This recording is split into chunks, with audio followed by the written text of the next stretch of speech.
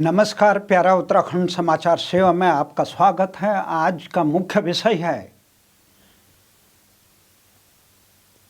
आज़ादी के अमृत उत्सव पे प्रधानमंत्री का यह आह्वान कि देश के इन 75 सालों में गुलामी के जो प्रतीक हैं उनको देश की सरकार एक एक कर मिटा देगी। प्रधानमंत्री के इस आह्वान का देश के विभिन्न राज्यों और स्वयं प्रधानमंत्री ने, उनकी सरकार ने और राज्यों ने एक एक कर जो भी उनकी समझ में आ रहा है धीरे धीरे इसे मिटाने का काम कर रहे हैं। आज ये खबर तब इस पर प्रतिक्रिया प्रकट करते हुए भारतीय भाषा आंदोलन के अध्यक्ष देव सिंह रावत ने प्रधानमंत्री और उनकी सरकार को यह कहते हुए बधाई दी कि देश की आज़ादी के समय ही 1947 में जब भारत को अंग्रेज़ों ने छोड़ा, उसी समय ही देश के हुक्मरानों ने देश के माथे पर लगे हुए गुलामी के तमाम प्रतीकों को हटा देना चाहिए था। परंतु 75 साल से गुलामी के जो प्रतीक देश के माथे पर लगे हैं उसको मिटाने के लिए धीरे धीरे से सरकार अब प्रयास कर रही है। मोदी सरकार के आह्वान पर आज ये खबर आई, कई दिनों से खबर है और कई दशकों से हम मांग कर रहे हैं कि देश में जो अंग्रेजों या गुलामी विदेशी आक्रांताओं के नामों से ये स्थानों का नाम है उनको मिटाने का काम देश की सरकार करे और उनको पुराने गौरवशाली नामों से जाना जाए। ये प्रत्येक स्वाभिमानी देश का होता। आज यह मामला तब संज्ञान में आया जब ये खबर आई कि भारत का रक्षा मंत्रालय देश की सेनाओं के सशस्त्र दल के में एक प्रमुख जो दल है गढ़वाल राइफल के मुख्यालय लैंसिडॉन का नाम बदलकर उन्हें भारतीय नाम देने की कोशिश कर रहे हैं। 1887 में सर लैंसिडॉन के नाम पर जो तत्कालीन वायसराय थे उनके नाम पर उत्तराखंड के इस सुंदर स्थान जो डांडों के बीच में है, हिमालय की पर्वत श्रृंखला में है, उसका नाम सर लैंसिडॉन रखा गया। लैंसिडॉन के नाम से रखा गया। वहाँ पे गढ़वाल राइफल का मुख्यालय बनाया गया और गढ़वाल राइफल ने देश की अंग्रेजी शासन काल में भारतीय वीरता की परचम न केवल विश्व युद्धों में लहराया, अभी तो देश की आज़ादी के बाद देश की एकता और अखंडता और सुरक्षा के लिए गढ़वाल राइफल ने अपनी वीरता का परचम पूरे विश्व में लहराया। चाहे कारगिल युद्ध हो, चीन से संग्राम हो, पाकिस्तान की लड़ाई हो, परंतु गढ़वाल राइफल ने देश के दुश्मनों को मुंह तोड़ जवाब दिया। उस मुख्यालय का नाम भी आज विदेशी आक्रांताओं के नाम से जाना जाए, यह देश के हुक्मरानों को तब होश में आया जब स्वयं प्रधानमंत्री ने आज़ादी के अमृतोत्सव का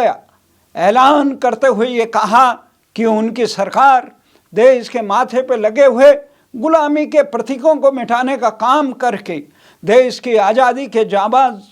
नायकों को अपनी श्रद्धांजलि देगी और देश के नौनिहालों में, देश के नागरिकों में आत्मबोध का, राष्ट्रभक्ति का एक परचम लहराएगी। इसी दिशा में प्रधानमंत्री नरेंद्र मोदी ने देश की संसद और राष्ट्रपति भवन के समीप देश के वीरों की स्मृति में बनाए गए इंडिया गेट, जिसका नाम अब बदल देना चाहिए था, उसी के समीप जहाँ पे जॉर्ज पंचम की मूर्ति लगाई गई थी, उस मूर्ति को आज़ादी के बाद भले ही हटा दिया गया, पर उस मूर्ति के स्थान पर देश के जांबाजों का, देश के सम्मान के प्रतीकों का मूर्ति लगाने की अभी भी देश की सरकार को एक सुध नहीं आई थी, एक साहस नहीं आया था कि जॉर्ज पंचम की कॉमनवेल्थ के सदस्यता होने के बाद, राष्ट्रमंडल की सदस्यता के बाद जॉर्ज पंचम के स्थान पर किसकी मूर्ति लगाएं। देश में मांग थी कि सुभाष चंद्र बोस की लगाई जाए। आज़ादी के प्रथम हुंकार भरने वाले, देश में अंग्रेजी साम्राज्य की नींव हिलाने वाले, देश में आज़ाद सरकार का ऐलान करने वाले पहले सुरमा नेताजी सुभाष चंद्र बोस की जब मूर्ति की स्थापना प्रधानमंत्री मोदी ने कुछ समय पहले की, तो देश को गौरवान्वित हुआ। देश के उन तमाम जाबाजों को जिन्होंने देश की आज़ादी के लिए अपना सर्वस्व बलिदान किया, उनकी आत्मा को शांति हुई। तो उसी समय प्रधानमंत्री मोदी ने कहा कि देश में गुलामी के प्रतीकों को हटाया जाएगा, परंतु देश की नौकरशाही और देश के पूरे संपूर्ण संस्थान और देश के आम तथा कथित बुद्धिजीवी नागरिक आज भी गुलामी की खुमार में जी रहे हैं। इसी कारण देश, इसका प्रत्यक्ष कारण है कि देश की आज़ादी के 75 साल बाद भी, अंग्रेजों को भारत से मुक्त हुए 75 साल बाद भी, आज भी भारत में देश अपनी भाषा, अपने नाम से वंचित है, अपने इतिहास से वंचित है, अपने संस्कारों से वंचित है, अपने मूल्यों से वंचित है। इसका मुख्य कारण है कि देश में वही अंग्रेजी शिक्षा देश की शिक्षा, रोजगार, न्याय, शासन में संचालित करती है। उसी अंग्रेजों द्वारा थोपे गए भारत का नाम के स्थान पे जो इंडिया नाम उन्होंने दिया था, उस नाम को आज भी देश के हुक्मरानों ने 75 साल बाद भी, देश की तमाम, विश्व के तमाम देशों में भारत के दूतावास हैं और वहाँ पर किसी को भारत को नाम से देश को पहचान कराने में सुध नहीं होती। तो देश की सरकारों ने इतनी बड़ा एक प्रकार से गुलामी की खुमार ये करी है, जिससे करोड़ों करोड़ों नौनिहाल हर दिन, हर साल गुलामी के दंश से मरमाहित होकर भारत की संस्कृति के खिलाफ जाते हैं। जो शिक्षा इस देश में दी गई थी, वो लॉर्ड मैकाले ने 1835 में इंग्लिश एजुकेशन एक्ट इसलिए रखा था कि भारत को सदैव अंग्रेजों का गुलाम बनाया जाए, देश की संतति और नौनिहालों को भारतीय संस्कृति से वंचित किया जाए, देश केवल अंग्रेजों को जॉर्ज पंचम की जय हे गाते रहे और उसी को आदर्श माने, उसी को शिक्षा माने, उसी को सभ्यता माने, उसी संस्कारों में आगे बढ़े। इसीलिए जॉर्ज पंचम के उन कहानों ने लॉर्ड मैकाले और उनकी सरकार ने यहाँ इंग्लिश एजुकेशन एक्ट, जिसके तहत देश में शिक्षा, रोजगार, न्याय और शासन केवल अंग्रेजी भाषा में चल रही है। आज भी बड़े शर्म की बात है कि देश की आज़ादी का भले ही 75वीं वर्षगांठ मना रहा है, परंतु देश में शिक्षा, रोजगार, न्याय तमाम केवल सर्वोच्च न्यायालय में भारतीय भाषाओं में न्याय नहीं होता है।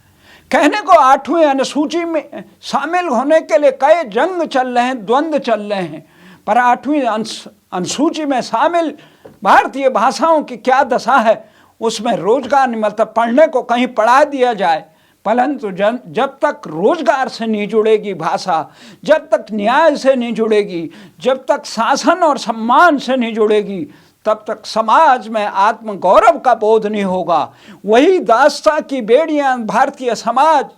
संसार का कोई भी ऐसा निकृष्ट, ऐसा देश नहीं है जो इस गुलामी की जंजीरों को अपने माथे पे, कंधे पे ढो रहा हो। हमने तो ये कहा था 1800 कि 150 सालों तक गुलाम रहा हुआ अमेरिका जब अंग्रेजों का गुलाम नहीं है, तो 200 सालों तक गुलाम रहा भारत क्यों अंग्रेजों का गुलामी ढो रहा है? क्या मजबूरी है राष्ट्रमंडल देशों की सदस्यता बनने की? परंतु देर आए दुरुस्त आए सरकारों को आज़ादी के जो गुलामी में जीना के अभ्यस्त हो, उन्हें आज़ादी की मुक्त हवा में जीने का आनंद नहीं आता है। तो देश के तमाम शिक्षा इस समय सरकार ने, मध्य प्रदेश सरकार ने प्रधानमंत्री के इस आह्वान के बाद एक महत्वपूर्ण काम किया कि देश में चिकित्सा शिक्षा पहली बार, जिसे MBBS के नाम से एलोपैथी की शिक्षा कहते हैं, उसे पहली बार भारतीय भाषा, हिंदी सहित 8 भारतीय भाषा, तेलुगु, तमिल इत्यादि भाषाओं में देने की कोशिश की। तो हमारा उस समय भी माना न था और प्रधानमंत्री से हमने धन्यवाद किया था, बहुत अच्छी पहल है, देर में किया गया है। परंतु इस पहल के साथ हमने ये भी कहा था, जब तक भारतीय भाषाओं में शिक्षा, अंग्रेजी अनिवार्य था और अंग्रेजी का वर्चस्व हटाए बिना देश की भाषा में शिक्षा जब तक रोजगार से न जुड़ा हो, जब तक न्याय से न जुड़ा हो, जब तक शासन से न जुड़ा हो, भारतीय भाषाओं में दी जाने वाली शिक्षा भी व्यर्थ में रहेगी। क्योंकि जिस शिक्षा से पेट का अन्न आग न बुझे, जिस शिक्षा से न्याय न मिले, जिस शिक्षा से शासन और समाज में सम्मान न मिले, उस भाषा को पढ़कर गरीबी ढोने के लिए देश का नौनिहाल अपनी कुर्बानी नहीं देगा। तो हमारा ये मानना है देश के हुक्मरानों से कि केवल ये किया जाए। अभी जो ये मध्य प्रदेश में पहल की, उसके लिए मध्य प्रदेश के मुख्यमंत्री शिवराज चौहान को हमने बधाई दी, प्रधानमंत्री नरेंद्र मोदी और गृह मंत्री अमित शाह को बधाई दी। हमने संघ को निरंतर एक आह्वान कर रहे हैं। हमने भारतीय भाषा आंदोलन के तहत 2013 से एक आह्वान किया था। आह्वान ही नहीं, संघर्ष किया। देश की जो सर्वोच्च संस्था है लोकतंत्र की, संसद, उसकी चौखट जंतर मंतर पे जब हमने ये हुंकार भरी और भारतीय भाषा आंदोलन ने निरंतर आंदोलन, धरना, प्रदर्शन किया, 21 अप्रैल 2013 से लेकर 30 अक्टूबर 2018 तक सरकारें, चाहे उस समय मनमोहन सिंह की रही सरकारें, चाहे कांग्रेस की रही हो, पर भारतीय भाषा आंदोलन की हुंकार भरी भारत सरकारों ने देश की भाषा के लिए, देश की आज़ादी के लिए, देश के सम्मान के लिए संघर्ष करने वाले वीरों को सम्मान करना तो दूर, उसकी सुनवाई करनी तो दूर, लेकिन पुलिस या दमन से उनको वहाँ से खदेड़ने का काम किया। जब ये खदेड़ने का काम नहीं हो पाया तो हरित प्राधिकरण, एक ग्रीन ट्रिब्यूनल के नाम पर वहाँ पे जंतर मंतर पे आंदोलनकारियों को वहाँ से भगाने का काम किया। सरकार ने जब न्यायालय में भी गलत एक वचन, शपथ पत्र दिया कि देश के लोगों को अपनी आज़ादी की, अपने जन हुंकार भरने की, जन समस्याओं को उठाने के लिए जगह जंतर मंतर की जगह रामला मैदान में है। जब हम रामला मैदान में गए तो रामला मैदान में कोई जगह ऐसे अधिकृत नहीं की गई थी जो जंतर मंतर की देश का आम आदमी, स्वतंत्र नागरिक आवाज़ उठा सके। तब उसके बाद शहीद भगत सिंह मैदान है, भगत शहीद पार्क, उस पार्क में शहीद भगत सिंह के और सुखदेव इनके मूर्तियों के नीचे बैठे कई महीनों तक रहे प्रधानमंत्री, परंतु कहीं सुनवाई नहीं। उसके बाद सर्वोच्च न्यायालय में एक फैसला आया